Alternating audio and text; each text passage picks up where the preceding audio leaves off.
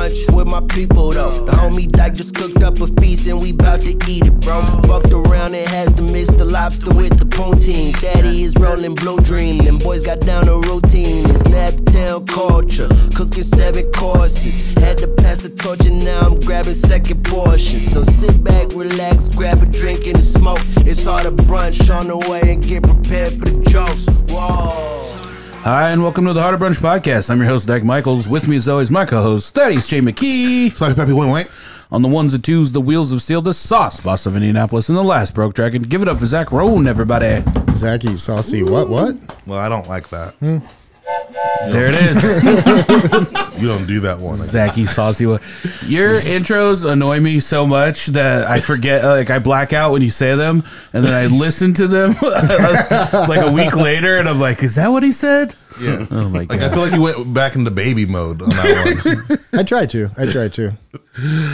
Two very special first-time guests with us in studio, Garrett and Jordan from the No Dishes podcast, based out of Bloomington, Indiana, on the beautiful IU campus. Welcome to the program. Thanks for having us, fellas. It's an honor to be here. We got front of the house, back of the house. We got the host and the producer. Is he allowed to talk on this thing? Yeah. I've got it in the middle here. I'm trying. I'm doing my best. The court orders have been lifted. Yeah, we're 1,000 feet from a school, right? Okay. Cool.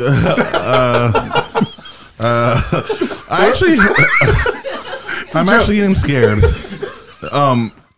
No, actually, I heard that you do the producing, though. I heard you're the producer. I think it's a team effort. What is a producer? Yeah, exactly. I book the guests. I kind of direct the conversation, obviously, as the host, but I don't really do any notes. I have an idea of what I want to get out of people or what I want to focus on, but I book the guest, and Garrett does the technical producing. You said it really well earlier. Well, I tried to produce you, and you just didn't want to have anything scripted. You didn't want to do any planning. You just wanted to walk in and do it, and I said, okay.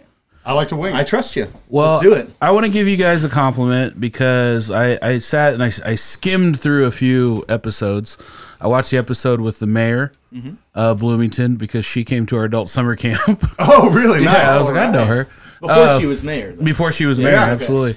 And so I kind of skimmed through a couple episodes. One, I think your guys' production, like, it looks great. Like, you have a very nice set. The camera work, the intro, it all looks super professional. It's really good. I mean, it feels like I would watch that show on TV. Oh yeah.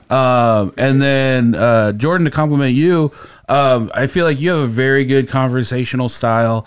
Like, I was watching it, like, I was intrigued. I thought you were asking good questions and stuff. And it was because we have a lot of stuff in common as far as talking to people in the food service. And it was like, oh man, this is like through the looking glass. Like, you guys are talking to people in the food service business. You've been doing it for about 5 years. We've been doing it up in Indy for about 5 years. So to like watch someone else do it and do it completely different, it was really cool. Yeah, no, I'm really enjoying seeing the different takes. Like, I mean, what you guys do is awesome. Just be like, yeah, come, let us cook some amazing food for you, then try to stay awake for a podcast. Yeah. So I'm doing my best, but no, it's thanks so much, man. It's we put a lot of work into it, and Garrett's very, very good at what he does. So I like to say that he makes me look good. And I feel like kind of a similar. There's been a lot of similarities as we've been hanging out and talking. Like, you guys were audio only for a number of years. And then how long have you been doing video? Yeah, so we started video for season 4. The first 3 were audio only, just in my apartment, very informal. Didn't have any advertisers. Then Garrett came on board right when I stopped drinking and started like just taking things a little more seriously. And so we built a set, got a studio, did the 3-camera setup, and we just wrapped up season 5 and are about to start season 6. That's awesome. And I feel like we were kind of the same way where we've been like the past 2 years. We're in the middle of upgrading the next plateau of video. So if you're watching this at home and it looks odd, it's because this is the first day of our new cameras. Full disclosure. Can I close this little flap here so we can see each other, or that'll turn it off? Can I turn it sideways? I kind of like the mystery. It's like you're Wilson and Home Improvement. Just looking, like a real looking over the fence at me. Kilroy is here situation. There's a guest flap on the camera. Yeah. Like a block flap? Yeah. Yeah, block flap. Oh, yeah, there's that. Okay. I can do that. You can turn it. You can do that. Yeah, I got Push you. as many buttons as you can Yeah. when you do it. Perfect. There it is. Yeah. Look at that. We just had to go parallel, not perpendicular. We're good. So I guess my closest thing is I used to live in Bloomington. I didn't go to IU. I didn't really go to school. Sometimes sometimes went to Ivy Tech, but I worked at the old Opie Taylor's on the square. Nice. For a number of years. I was a line cook and then manager. What's Opie Taylor's? What's the secret behind this? So it was a really good like burger shop, but they were known for their mozzarella sticks. Oh, okay. They're hand rolled. I mean, Okay, that's the secret. The secret is that's just the giant chunk of mozzarella that's hand rolled by some schmuck. Usually me. I did hundreds of those. You just come in early and just roll. I mean, You were pulling the mozzarella, actually? I mean, or it were was you like taking mozzarella and breading it? Yeah, but there was like you get a brick of mozzarella and you would cut like, I mean, I would say like a cell phone would be like 2 mozzarella sticks. Okay. And then that just gets breaded. And you'd only get like 3 to an order, but then you'd just be like, I just ate like a pound of cheese. Yeah, you would breathe very heavy. And like some of their, like they had this thing, the thing called like the Hoosier Tank, which was like, I don't know, it was like 4 pounds of beef. Like it was like a giant hamburger. I think it was a 2-pound hamburger or something like that. It was insane.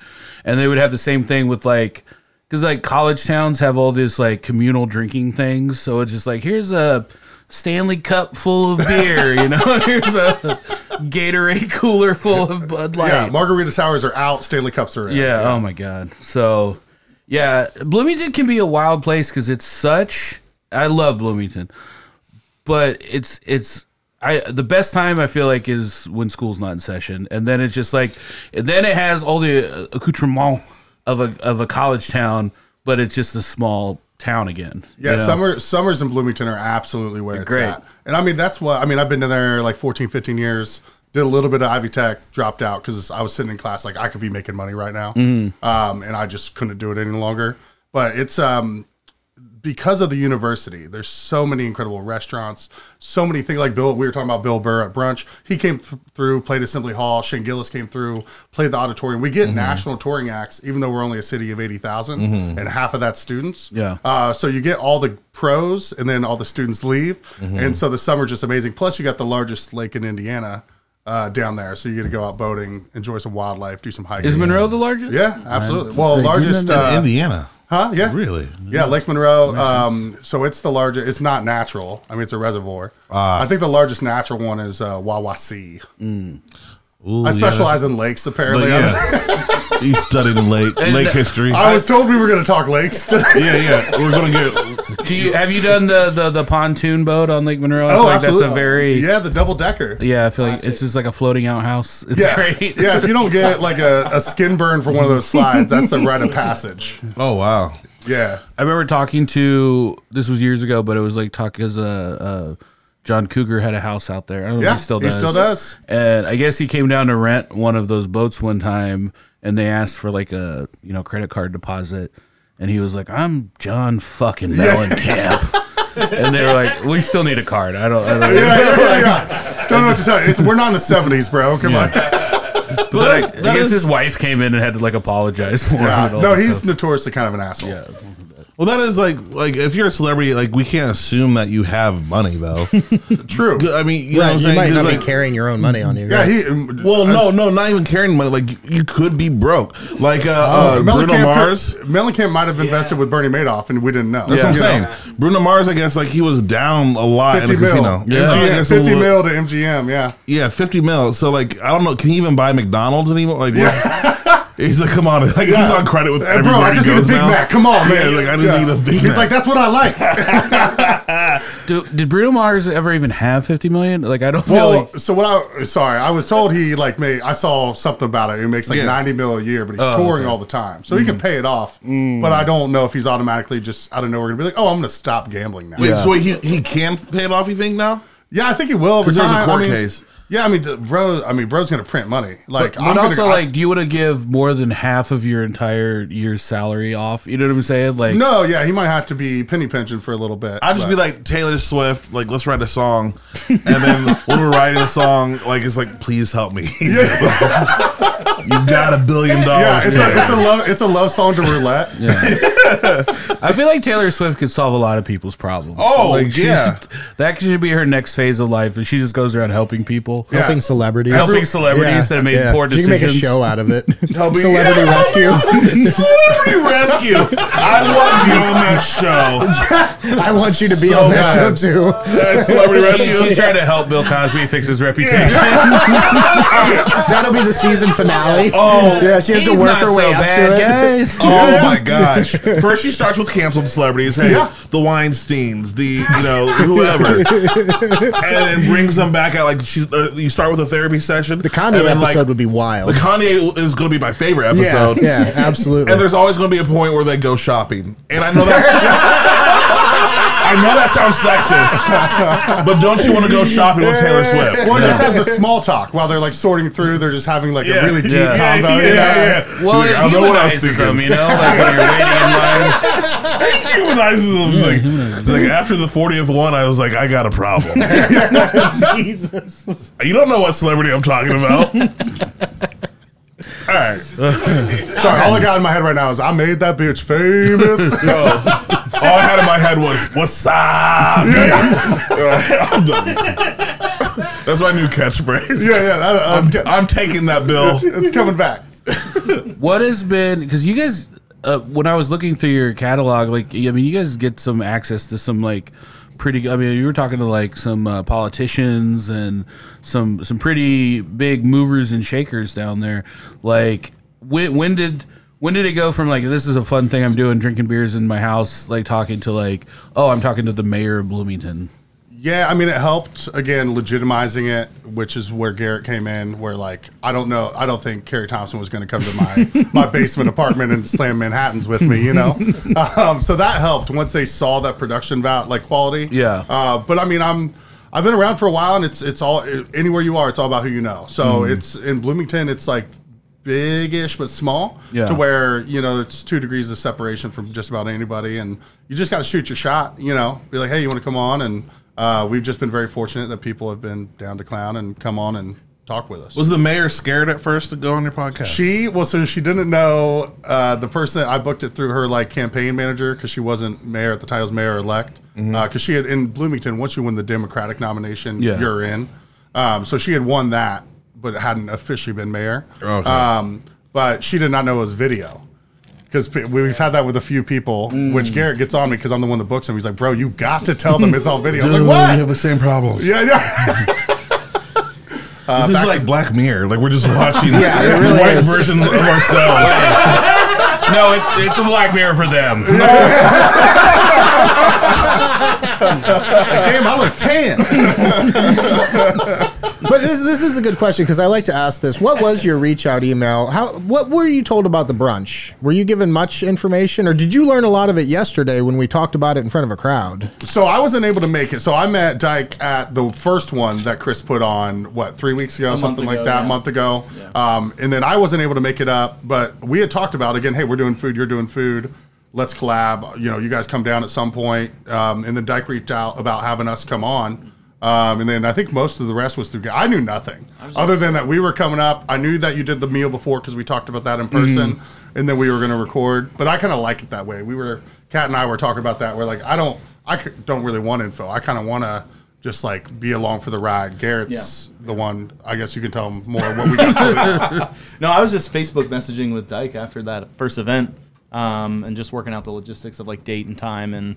When to show up, what the address was, and that was basically it. I mean, we did our research of like scrolling through and seeing what you guys had done, but short of talking to you guys yesterday at the second event, I mean, there really wasn't much communicated, so to speak. I feel like he doesn't tell them there's like a 4-course brunch, and then like people come and they eat the first course, all of it, and then they're kind of worried when there's more and more coming out.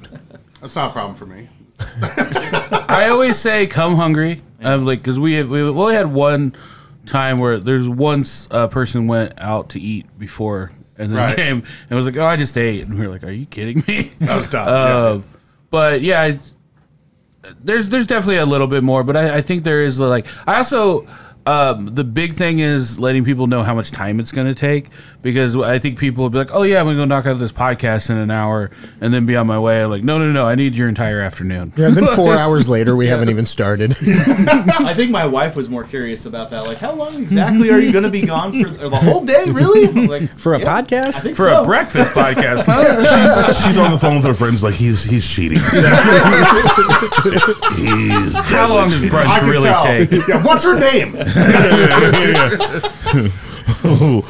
Hollandaise sounds like a stripper's name. Right, yeah. Oh, I don't want to see all of Yeah, this. it's like, I've never met a chick named Frittata before. I mean, you really could come back like with sprinkles on you, like after coming with hard It's got butter. some glitter somewhere. Yeah, like little glitter and stuff like Just that. mystery glitter our guests when they leave. Yeah, It's perfume and glitter. Well, there was gold flakes in some of the food That's today. true, So yeah. You might have a gold flake in your beard. We'll just go over to Brad's and say it was brass. there you go.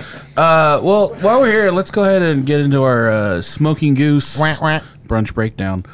Smoking Goose located at 407 Dorman Street. Right now, in their case, they got rum ham. You gotta check that out.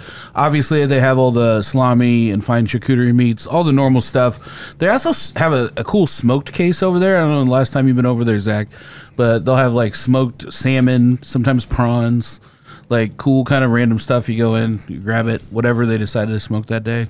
Can we do a Always Sunny menu based on the rum ham? That'd be so sick. Yeah, I mean, we could do we could do milk steak, Yeah. rum ham. Sure. You could do smoked trash or something. Yeah, Fight milk.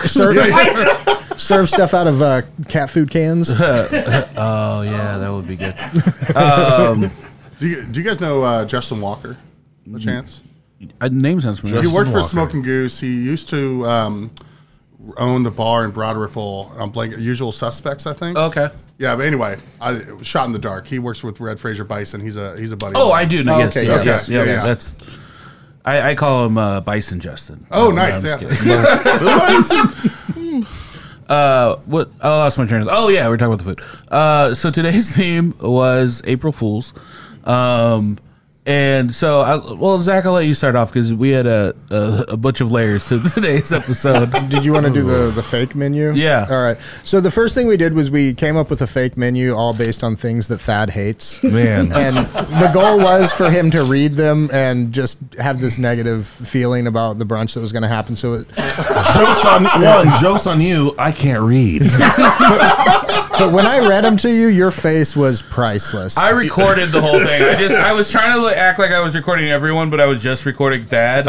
And it was like Zach would say something, and then Thad would just look at the camera like, "Are you kidding me?" And then he would look down, and then Zach would say the next thing. He would look up and like, this mad doggy being. Well, you said pizza oil. And so yeah, we had Pepperoni. Yeah. I told him we were going to do I called it the Peas Louise. There was a pea donut with dusted in pea powder and stuffed with a sweet pea ricotta because Thad hates peas. And then Thad also doesn't like pepperoni pizza because it breaks him out. And so the triples is best. Pepperoni pizza on a pepperoni crust with pepperoni infused oil.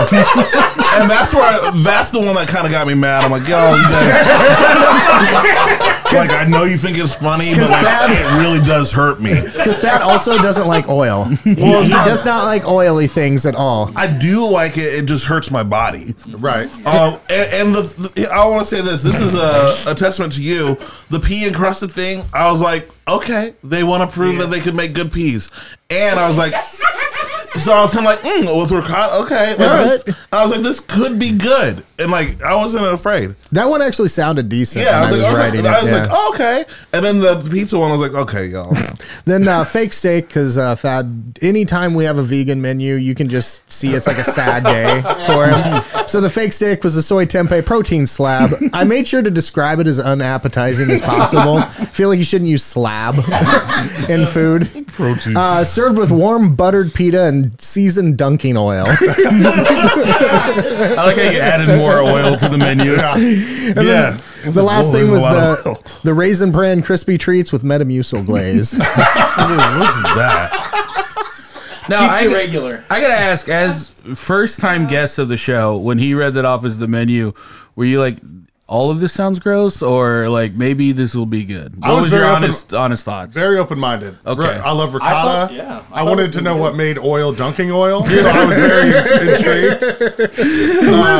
I didn't know if that was just a holdover from like the All-Star game or something. You had some like special oil, you know? Yeah. But no, I was not. I was very open-minded to it. I don't know about you, Garrett. I was looking forward to it. I wish maybe we could have some of those after. See, that's how much faith people have right now in Harder Brunch. Our stock is up. The stock is up, and this is the time to cheat people. Well, and you did. Yeah. I abused the trust. It was kind of sure. like, we'll get to that. So that was the first April Fool's. Yeah, so for the real first course, I did something I called chili roulette.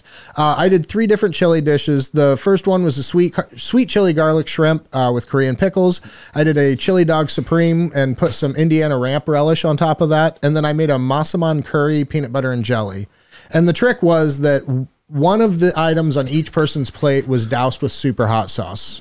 And so we definitely got our friend of the show, Dan. Yeah, we almost killed him. We almost killed Dan. I legit felt a little bad about that one. Which was, I felt bad too, because I invited him over. I'm like, hey, like, let's talk pricing on do it. Because I want him to do the dining room. Yeah. Like, he's an amazing artist. And then I'm seeing him crying Right. at the table. I'm like, shit, there goes my price. Yeah, Well, and we just had watching that number go up. Just doubled. Yeah. He Absolutely. refused to eat anything else after that. Yeah, he was scared. I was like, we usually don't abuse guests when we're here. Like, we're known for being nice to guests. Well, we had to change it up because every course was going to be on Dan.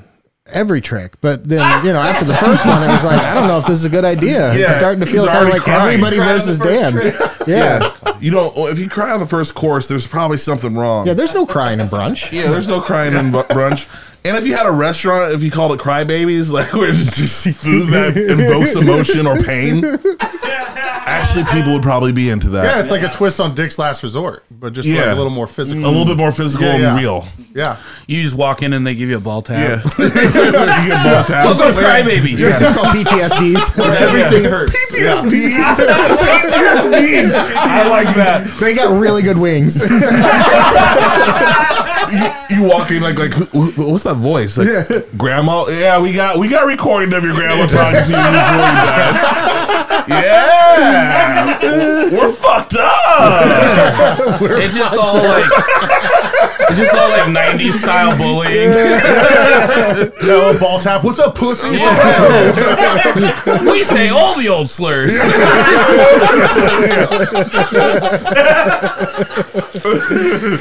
We don't even care about waivers here.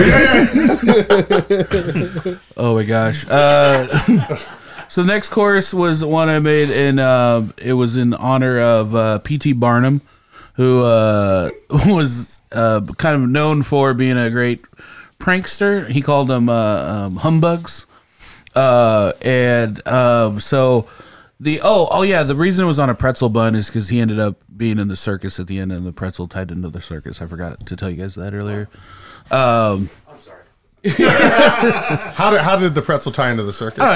What? You eat soft pretzels at the circus. Oh, okay. All right. I don't know if there's something deeper. Yeah. Google it. Yeah, it's like you couldn't do a popcorn bun. I did think I You had didn't even have to tell on yourself for the last one. You didn't have to tie it together. Hey, it was a circus pretzel bun. I'm telling you.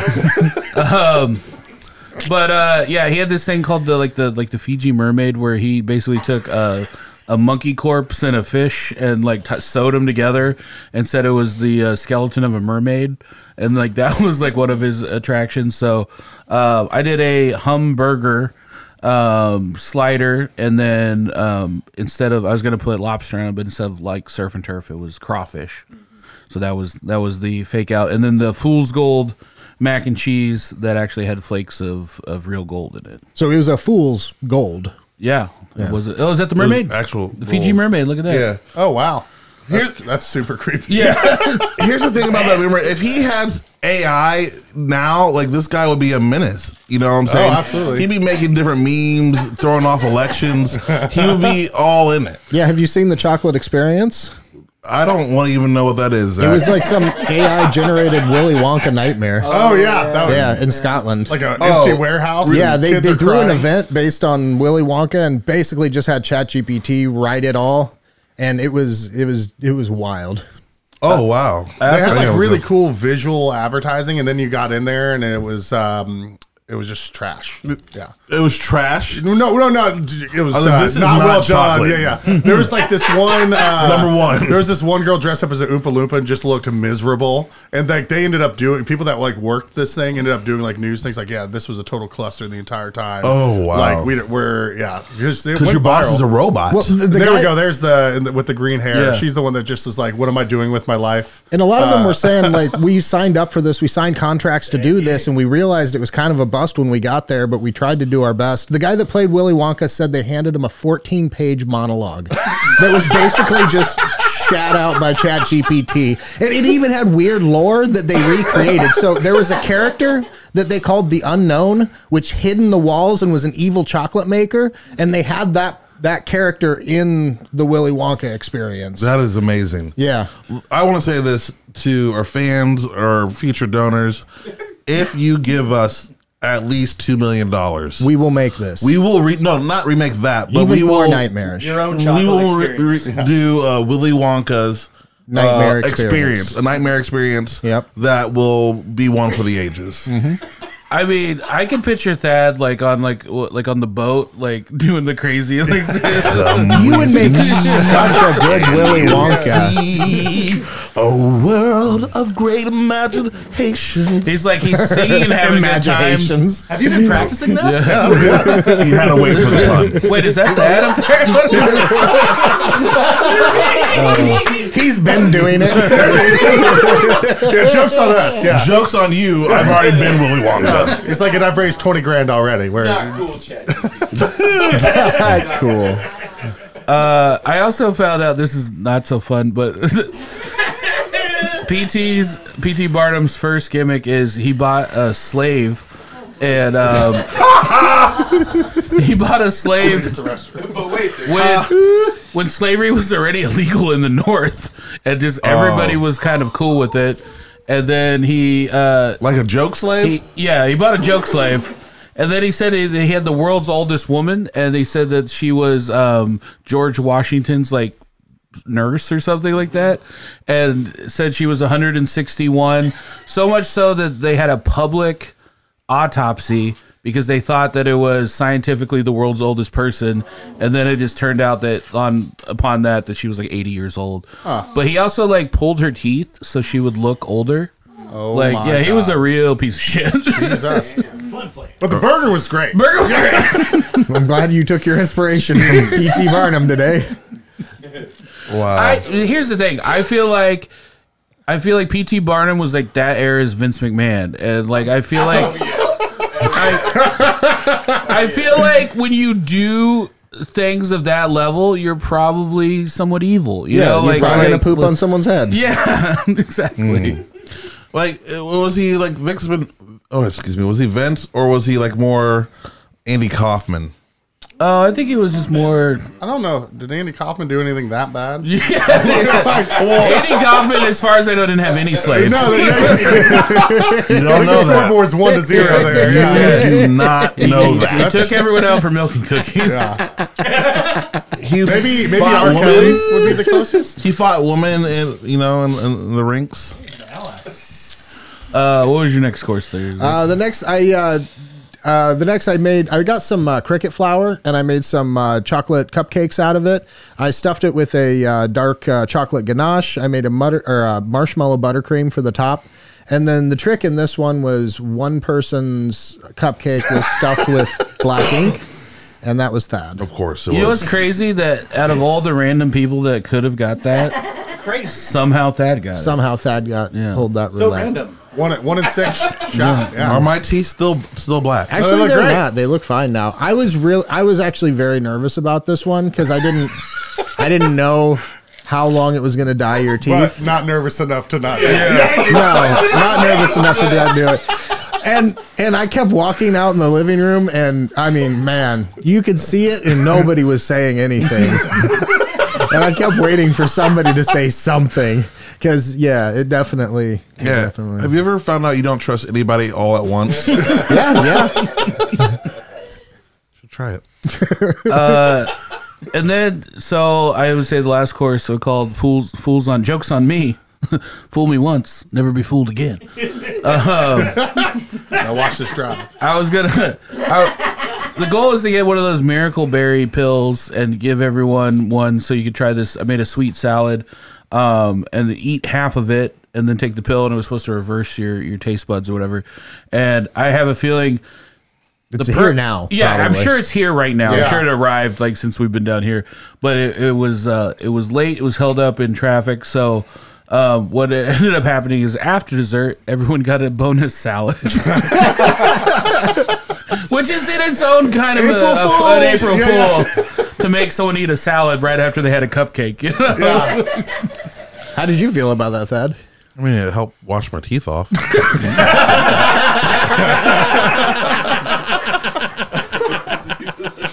The acidity of the strawberries really broke down the ink. Yeah, I was swishing the salad. I was tossing that salad in my mouth.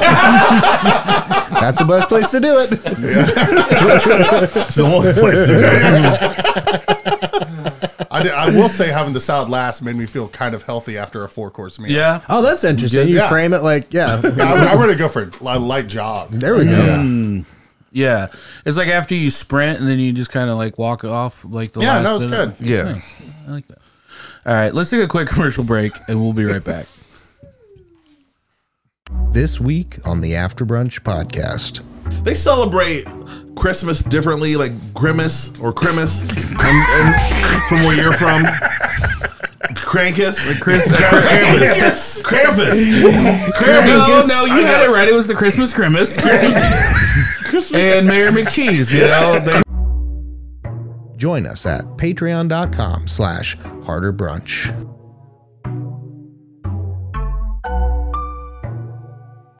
So when you eat that, the flavors reverse. So, yeah, like you can bite like into a lemon and it tastes like a gummy bear. That's what I've heard. Yeah. Okay, the lemon And then thing. like But same the other way too with the sweet. Is what you yeah, were hoping for. sweet things will be sour, and then I've heard like it makes like wine taste like fucking doo doo. Like it's like ruined wine for some people. I've always wanted to drink shit, so that's great.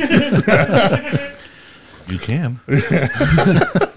Welcome back. And speaking of drinking shit, Tinker Coffee. Jesus. 99.95. I'm just kidding. Are we really going? How to lose a sponsor in 5 seconds. We just had them on. Tinker Coffee actually is my favorite coffee in the world. It is. I think also mine. I definitely get. I always say this, but I get spoiled for like regular. I'll drink regular coffee. You know, I'm not above it, but like I'm always like I don't enjoy it as much. You know, when I go out and like I have a whole coffee ranking system of like what the best to worst coffee is. Like I feel like the worst, like the bottom rungs of hell are like bank coffee, like mechanic coffee. You know, like that coffee that's been sitting there all day and now it's like 4 p.m. and it's just been burning. Continental breakfast at a hotel coffee. Some of those have gotten better. Some of them. As a traveling road comic, I've been actually kind of surprised at the quality of some of. But like the ones you get in the room, I tried. There you go. I tried to take Tinker Coffee with me the last time I went out of town, but I didn't bring any coffee filters. And I realized they only have like the little bags, like the pre-made pouches. So I'm just using a napkin and stuffing a napkin full of coffee in this little.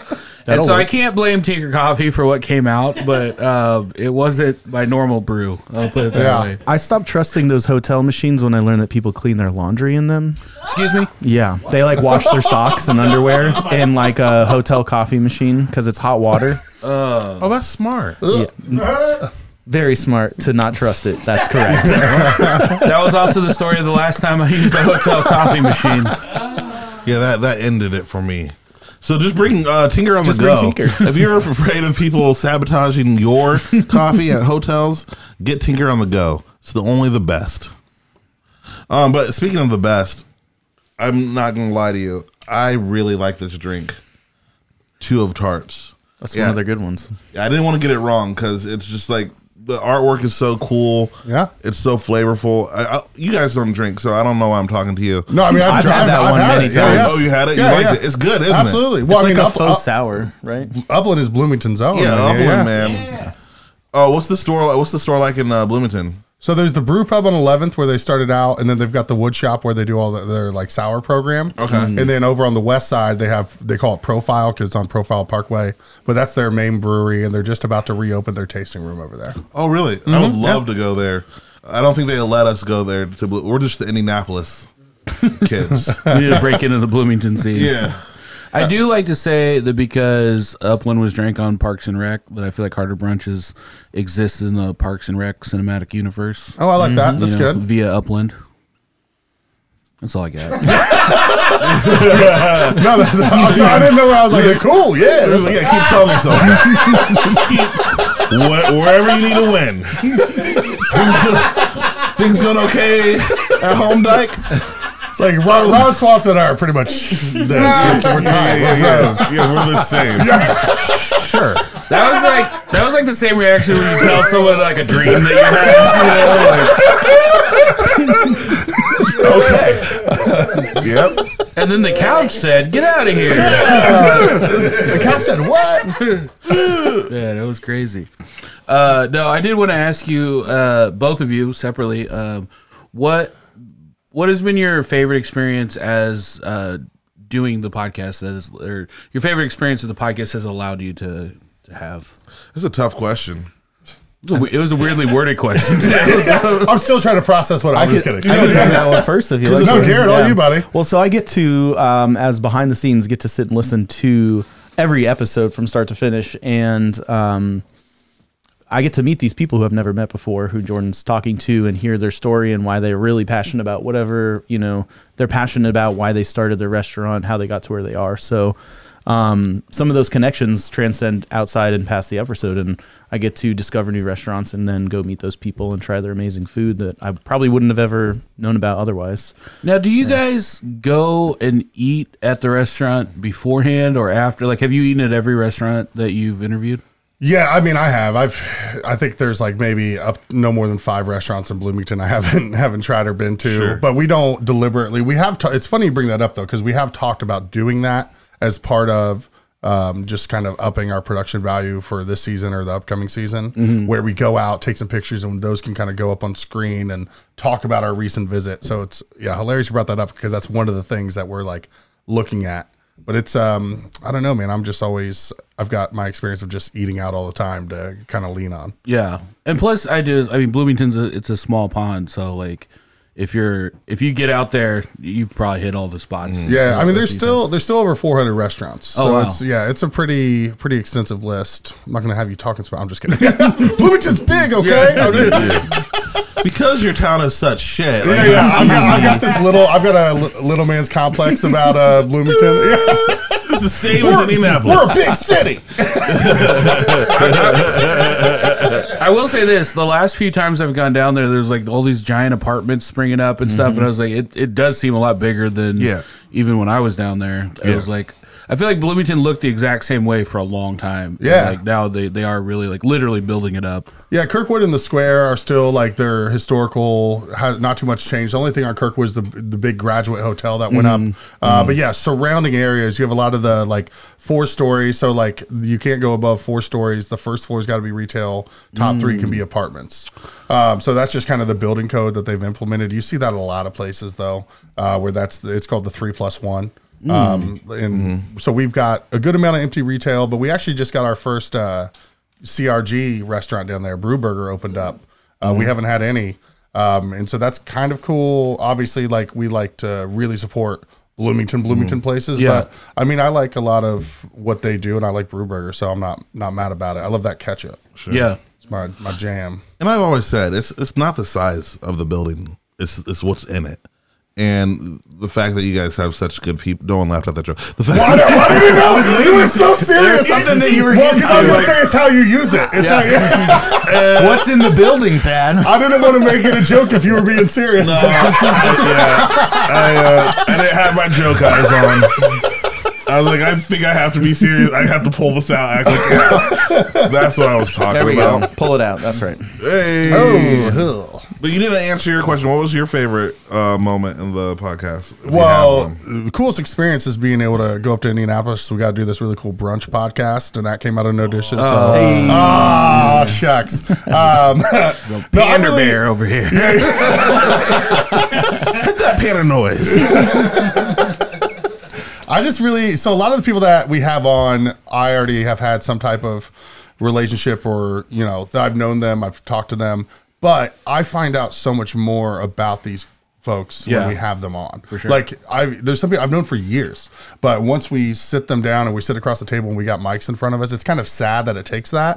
But like I get to learn so much more that I had no idea about. So that's my favorite part, is just being able to find these interesting little nuggets that I had no idea about, and then just share. It sounds so cheesy. Share those with the community, But and Jordan's infamous for not like having like a top list of things. So asking him like what his favorite thing is about food or the podcast could be challenging because he doesn't want to play favoritism. It's the whole thing. Sure. Like, every restaurant has got its own thing going for it. Every episode, every guest.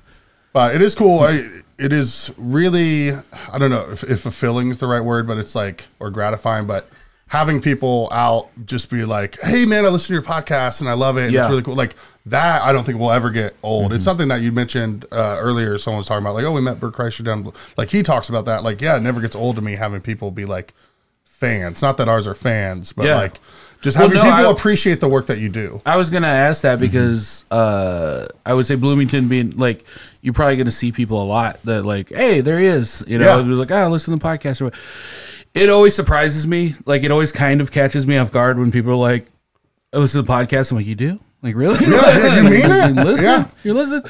But one of my personal favorite experiences from doing this podcast was I was featuring for a comedian in Fountain Square, and the show was over, and we were kind of debating on if we should go out for a drink or maybe she was going to do something else.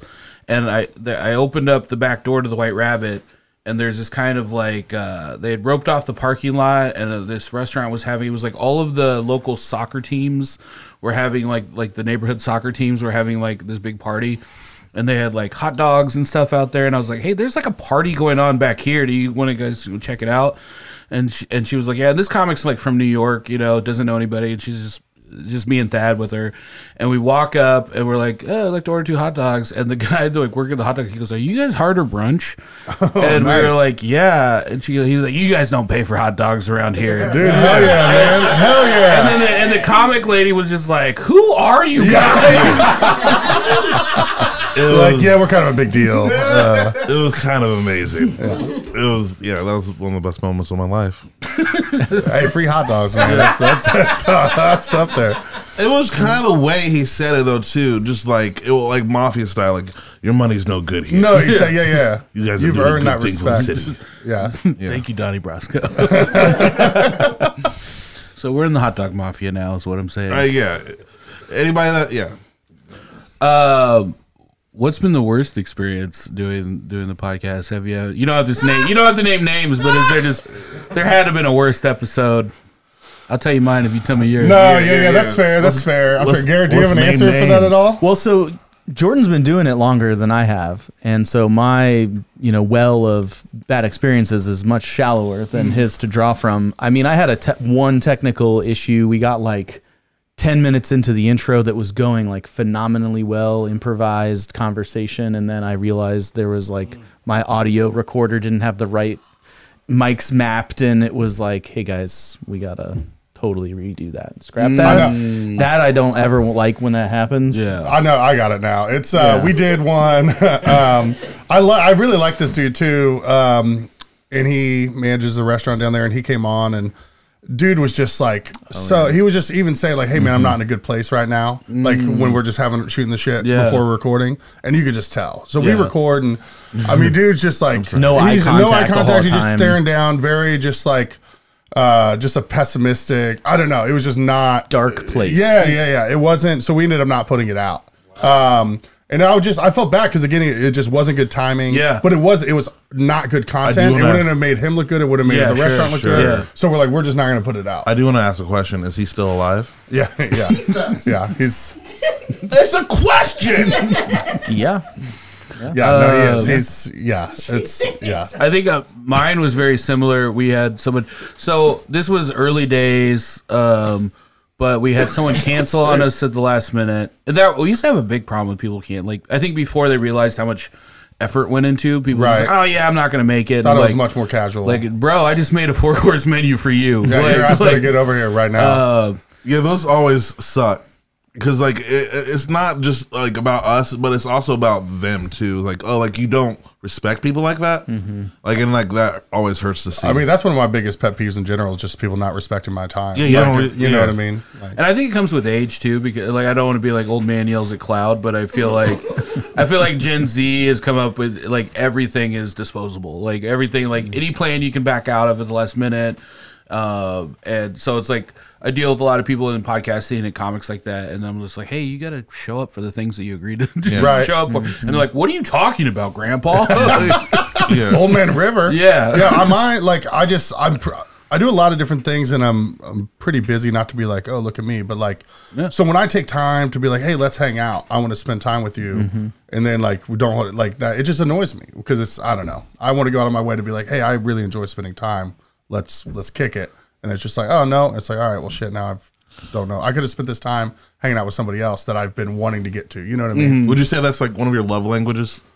Quality time? Yeah. No, I don't know, man. I was talking about this with someone the other day. Love languages is what you like to receive, not give, right? So pastries. That's your receiving love and, it could be language? receiving and giving. So, like, Yeah. I like to receive quality time. Yeah, see, I never So- really thought of it as You just one. don't like giving it. Fuck that. but Our worst, or my personal worst one was we had someone cancel on us last minute, and then I booked a fan. It was like someone literally that just used to interact with us a lot on Twitter. Yeah. And I was like, hey, do you want to come on the show? And she was like, sure. And then like a couple of things. She went out and ate breakfast first. Oh. So I was like, I thought you were a fan. I thought you yeah, knew yeah. like the whole Knew thing. what was going on. So she showed up, didn't eat, and I was like, all right, well, like we'll just record it. And then like also was like showed up morning drunk, which like no judgment here. Like we always like to have a few drinks ourselves, you know. But like it's like, you know, get drunk on the show, right? like do the course of the day. yeah, don't be sloppy at the Yeah, start. don't show up drunk.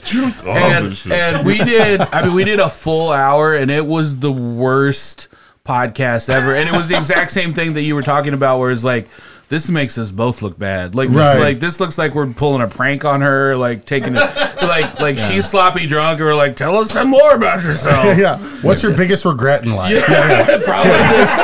Probably coming here today. And so yeah, we did the same thing. We didn't put the episode out. Yeah. It was just like, man, this It's tough. Yeah. I think my worst, and it doesn't still make me mad, but my worst episode was I wasn't even on. I wasn't always on this podcast, but one time Dyke left town and said, "Hey, like Zach, Bridget, you guys are going to take over." And I think there's some other people, and they made this big brunch in the house, and then left all the dishes for me to do. It was really shitty. Yeah. That's I would not be I mean, obviously we're so anti-dish we named our podcast after it. So Yeah, you I would feel be- your pain. That's Yeah, why yeah. I told that story. I had to do all the dishes. Like it was hard. Not the dish part, but it was like, never mind. I'm not going to go into it. The lack of respect, leaving it for you. I'll say it for you. I got you. Zach's got something there. Is that why you haven't done a dish since? Out of spite literally, and you've protest. been Out of on spite, for what, yes. 200 episodes and had to do dishes once, and you're mad about it? He's like, dude, this is my house. I've done enough. It wasn't then. It was my place I was paying for. Now, That's fair. you referred to, because we did the same thing as far as like Zach kind of caps after a certain amount of episodes and calls that a season. But do you guys take a break in between seasons, or you just immediately roll into the next one? So the first 3 seasons. What is were- a season? Yeah, it's so funny because we've had this conversation. Like, what are we even doing? Like, a lot of podcasts don't do seasons, and we're like, Yeah. why are we doing seasons? Every season, a season changes. Like what? Like Well, so the first Why? 3, again, when we weren't super formal before Garrett was on board, it was just kind of when, like, season 3, I think was 6 episodes. Okay. And I can't even tell you what 1 and 2 were. They were like, 1 was like 20. We just winged it on like when we just organically took a break. But now we did season 4 and 5 were both 21 episode seasons. every Tuesday. Then we took a break. So like now we just ended season 5. We're taking a 2-week break. Then season 6 will be 20 episodes. We're just making it a nice even 20. Nice. So it's like Whose Line Is It Anyway? It's all made up. Don't matter. We're just doing it. Has there been any guests that you were like almost kind of surprised that like, oh my gosh, this person's coming on? I mean, the most recent one, Angelo, who Angelo Pizzo wrote Hoosiers and Rudy. Oh, wow. Yeah, and so like he came on, and that was really cool because I mean he's just like those are 2 of the biggest, best sports movies of all time. Yeah. So that was really awesome that he came on. Obviously having the mayor in our small little podunk town was I'm just like it's a joke. It's a joke. No. I'm still surprised that he's alive. What, Angelo? The guy that wrote Hoosiers? Yeah. I mean, bro, it came out in the late 80s. People live for decades alive. now. Yes. I don't know. He is alive. He was a 90 when he wrote it. Did you guys interview a ghost? I was like, Was who's this a your seance or a podcast? Yeah. Who's your medium? No, I guess I'm just surprised when anybody's alive. Hold on, did you just say Hoosier Medium? Yeah, I was just gonna say who's your medium? Yeah, That's a good name for That's the good. episode. let's tap in. I did not even plan that. Yeah. We should do that. Who's Where we You're all channeling right now. Who's your medium? Maybe that's me now. Maybe I'm who's your medium? just take turns talking to ghosts. Yeah. Who's your Haitian medium? Thaddeus J. McKee. I will talk to your dead relatives personally. What's my grandma telling me right now? It's gonna be fine. I tried to get Thad to watch Breaking Away at one point, I think. Yeah. Because for me, when I watched it, I was living in Bloomington, and the guy that was showing it to me was like born and raised in Bloomington. So he's like, oh, this scene, that's blah, blah, blah. And he was pointing out. And like some of this stuff was like shot right out in front of Opie Taylor's. So he's like, that's right in front of the shop. That's this place. And so like that was cool. And then when I was trying to like watch it with that, I was just like, I don't know. This guy's on a bike. That's somewhere in Bloomington. The Quarry was another place. I don't think I've ever seen this. I didn't want to say this on the episode because I wrote a song called "Breaking Away" for Upland. You could go into iTunes. It's called "Breaking Away." But I need to see this now. Yeah, it's if you live in Bloomington, it's a lot cooler because you're like, oh shit, that's so like you were saying. But it's an old school movie. It's cool. It's good. They do look like Indiana folk. Like you understand, Indiana folk have this look about them. Like we could be nice, but like Just a bunch of white guys riding bikes, man. Right? Yeah. So working a steel mill. And correct me if I'm out of order or wrong here on any of this, but wasn't it like so? There's always been this bike race, the Little 500 of IU. Yes. And the whole purpose of this movie was like, oh, I've been to that quarry before too. Yeah. That's the one. Now I'm just watching TV and talking about places I've been. This is great content. Yeah. But the whole point of this movie is these are a group of Bloomington townies who make their own group to compete against the rich college kids. Oh, I gotta watch and, that. and so Spoilers. So when the movie came out, that's it. I'm just saying that's just like the baseline plot of it. Right. This isn't actually part of it. But when the movie came out in promotion of it, MTV came down to Bloomington to promote the movie or whatever, and then that is what kind of made Little Five into this huge party thing. Am I right? I have no idea. Yeah, well, I know it's the greatest college weekend of all time, or like party weekend of all time. I think Lance Armstrong, the most honorable man ever, is the one that said it's like the greatest college week of all time. I don't trust anyone with one testicle. No, yeah. I mean, that's a really good rule of thumb. And so, but no, it's crazy. That's when I first started going down to Bloomington when I was like 16, and saw like Ludacris played behind a frat, like Yin Yang Twin. Like they had all these big national acts. 3-6 came down, and that was like, it was nuts. Now they don't let frats host like concerts like that anymore, Which is boring. dude. Don't get me started. They'll host ones. They had like NLE Choppa at like the auditorium, but like who wants to see a rap show in the auditorium where it's like a seated venue? Yeah, you know what I mean? You want to see it with girls twerking from the sorority next to you. Yeah. It's like, it's got to be a little like, oh, like this is a little crazy. Our friend Dwight Simmons is a local comedian, has this whole bit about when he was down there, they had DMX come. Yeah. And He got arrested. He's got this whole bit about just how wild DMX was dealing with him. And He had like, he was passing this like handle around. Yep. And I think that was the same night that I saw Yin Yang. Oh, okay. And he ended up like throwing it at somebody, and he got like arrested for assault. All right, I gotta send you the bit because it's great. If you were there, you like have to hear this. Okay, I wasn't at the DMX thing, but I was in town at the time, like when it was all popping off. It's a great bit. And I know he's got DMX one about Carmel too. Dwight does. Yeah. Yeah. Oh yeah. He's really funny. Check him out, Dwight Simmons. Everybody, One of the founders of the Limestone Comedy Festival. Limestone Comedy Festival. Yeah. We just walked right into that. I was going to say, I'll throw plugs. Let's go. Yeah.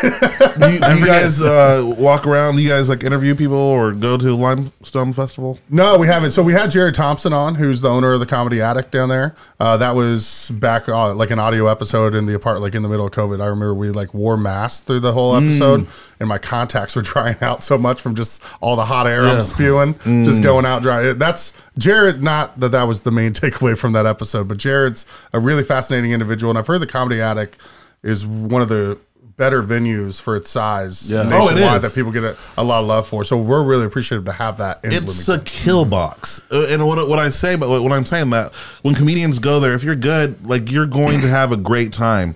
You can pull the audience in. You're looking at both sides. Yeah. And it feels like you feel warm after you leave stage. You're like, this is everything that I want. I love that. It was right coming out of the pandemic. They were celebrating whatever anniversary it was, and Nikki Glazer came and did a show for free. And so I got to see her in that intimate venue, which was sick. Yeah, that's actually the only place where I want to see like famous celebrities perform. Like I want to see Dave Chappelle like at like the Comedy Attic. I think it'd be great. I mean, I know Helium's not too. Helium's still kind of small because I mean, so I saw Bill Burr at Assembly Hall, like I talked about, and that's like who's that? Bill Burr. We don't know. Yo, okay, I'm sorry, my bad. All right.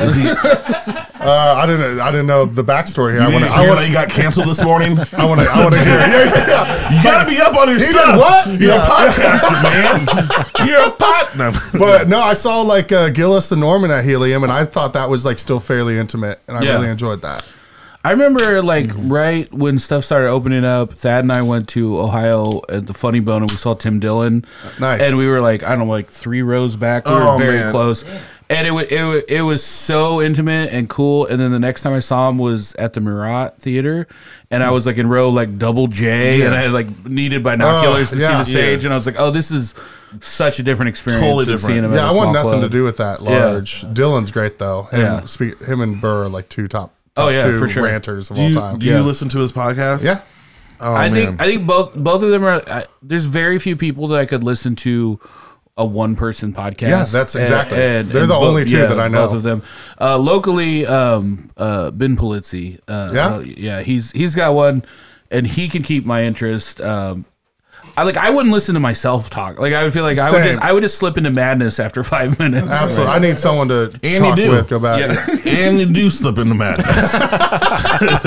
My favorite Dylan rant is when he's like talking about people being like, oh, I can't afford food for my family. He's like, go buy a 50-pound bag of rice. And he's like trying to give them this recipe. And it's just like, it's so good because he'll like, if you didn't know he was joking, he's so good at like coming across like he's serious. Yeah. And it's so, he just does it so well. It kills me every time. Yeah. I have to listen to it religiously now in the mornings. What are you guys excited about coming up for 2024? Don't look at me, man. Well, Garrett's not excited, apparently. Sorry. The eclipse? Yeah. So we did our first episode of season. So Bloomington's right in the path of totality. Yeah. It does sound like a metal band, right? Totality. Wow. 4 minutes of darkness. Yeah. Oh, that's good. I like that. Yeah. When the path of totality hits, we're going to open up this pit. And I want to see you go. Just flailing arms. Everybody goes blind. Well, and the 2 broods of cicadas are coming out at the same time. What? So it's supposed to be kind of like the end of the world. Okay, this is the. Can we just say it? We're like, what do you mean, kinda? What do you mean, kinda? Dancing around, it's going to be the end of the world. Possibly. It is, okay? Just go ahead and get and naked. You know it. Light a fire. Can I have full disclosure on how dumb I am? When they were talking about like, these cicadas haven't come up in 100 years. I thought they were underground for 100 years. I was like, I can't believe they've been down there for that long. Wait, what is it? Where else were they? What? They're underground. Yeah, but they're not down there for 100 years. They're like those are like they're down there. Like certain ones go down and they only come up. Yeah. Here's the thing about derailed cicadas. this podcast. Cicada talk. Cicadas never die. Welcome back to Cicada Talk. The same cicadas have been coming to Earth and repopulating themselves by reincarnation. They never die. The same. You could be talking to a cicada that's talked to Lincoln. That's talked to Adam and Eve. I've talked to some cicadas. Die. They That's just what shed, they shed their outside and they just become a new, but not really a new. They're like, hey, we're back. let me try that again. And that's like, oh, you guys don't like a voice? We'll go back. Just give us a little time here. What are you guys looking forward to in 2024, like podcast wise? Like, So we've got, the Eclipse thing is actually kind of relevant to that because we had the first episode of season 6 coming out April 2nd is 2 PhD astronomy students from IU. Oh, awesome. And one of them's like the Eclipse coordinator. So we just talked because that episode will come out the Tuesday before the eclipse on Monday. So we're like, let's go, lean into that. And then we have coming up on Tuesday, we're recording. It'll probably end up being the second episode that comes out. Dan Thomas is the executive chef of Elm Bloomington, which USA Today just named like one of the top 50 in the country. And Elm's a newer place, and it's absolutely phenomenal. You need to try it out if you're down there. Okay. Just hit me up. We'll We'll go. we'll get a Resi. let's do it. Yeah. Can you drop a beat for me there? Oh, sorry. I hit the plug music too soon. But so we're doing 40 straight episodes. We're doing one every Tuesday starting April 2nd. That's season 6 and 7, no break. Nice. So it's going to be nuts. We're doing a ton, but we're into a new studio. We moved out of our old one. So the set's like the same, but a little different. I don't know, man. I'm excited to just keep growing it. And again, it's just like back to the thing where it's cool when people like what you're doing. And I hope that more people find out about what we're doing and keep watching it. Yeah. And feeling Well, tell them right now, where can people find and follow No Dishes on social media? No Dishes B-Town on the Instagram. Yeah, NoDishesMedia.com, No Dishes B-Town on Insta. We had a TikTok a guy was helping us with. I don't even know the login to it. Okay. I need to get that. So we've been slacking on that front. And then No Dishes Bloomington on Facebook. We did it with that. Yeah. So we're Media, YouTube. Spotify, Amazon Podcast, Apple Music. Nice. We own. Thaddeus J. You can find me at Thad McKee. That's Instagram, Twitter, and everything else. And then I'm actually writing a book called Cicadas Never Die. Cicadas never die. They live within inside of us. Zach Rome. If you got $3, then you can have a new episode every single week at the Patreon /Harder Brunch. That's our extra episode we do where we let our hair down. And I lost it at the end. I lost all confidence in the last moments. Don't listen to it. In fact, unsubscribe if you listen now. If you know someone that's listening, call them and tell them to unsubscribe. We don't need that money. Casey Campbell. You can find my cicada-themed Eclipse orgy at Danger Brewer on Instagram. All right. I'm at Dyke Michaels across all social media. Thank you guys for listening, and we'll see you next time.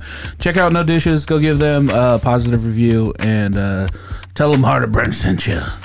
Yeah. We'll see you next time. Bye-bye.